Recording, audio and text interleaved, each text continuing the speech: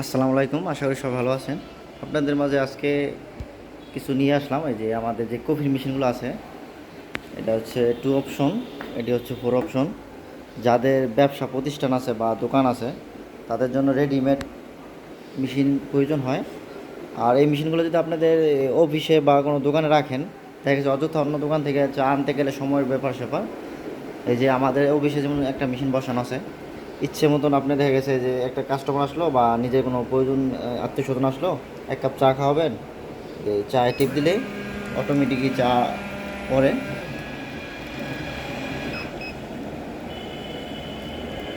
এখন সব কিছু হাতের মুঠোয়।